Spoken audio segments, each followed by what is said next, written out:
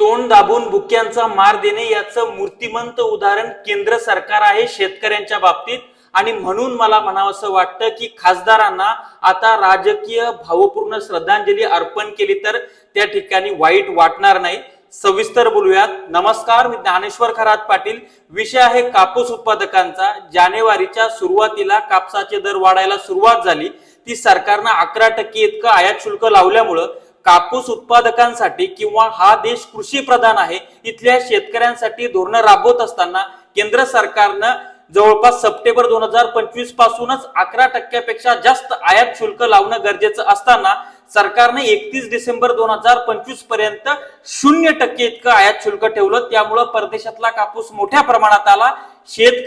छोट्या शेतकऱ्याची हानी झाली कापूस उत्पादकाची।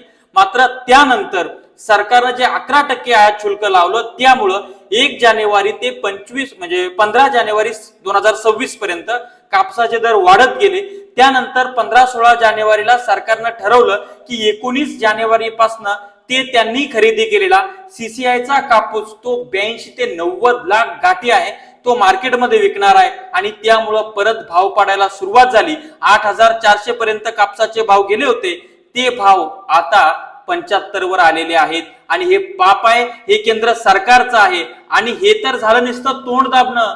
बुक्क्याचा मार म्हणजे काय की आता सीसीआयची खरेदी बंद, म्हणजे सीसीआयची खरेदी बंद करणार आणि दुसरीकडे सीसीआयने खरेदी केलेला कापूस मार्केटमध्ये विकणार। आपल्या भारतीय शेतकरी, कापूस उत्पादक शेतकरी हा 20 ते 30% शेतकरी हा फेब्रुवारी मार्च मध्ये कापूस विकत असतो। आज त्या शेतकऱ्यांचा क्विंटल माग 1000-2000 रुपयाचा तोटा होतो आहे।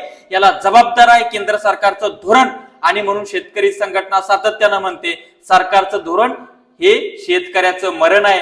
ज्यांना आम्ही निवडून दिलं ते सत्ताधारी खासदार असो की विरोधातले खासदार असो, हे काय तिथं गोट्या खेळायचं काम करतात का? यांची नैतिक जबाबदारी नाही का की शेतकऱ्यांना विमा मिळत नाही, शेतकऱ्यांच्या शेतमालाचे भाव पडतायत आणि त्या धोरणात्मक बदल केला गेला पाहिजे। मात्र ते करताना किंवा त्यांना याबद्दल काही माहितच नाहीये। इतकी दुर्दैवाची परिस्थिती आहे। एक तर इकडे धोरणात्मक याच्यामध्ये हे खासदार काहीच कामाचे नाहीत। मग काय रक्षा विसर्जन, सावडणं मातीच्या कार्यक्रमासाठी, लग्नाच्या कार्यक्रमासाठी तुम्हाला निवडून दिला आहे काय?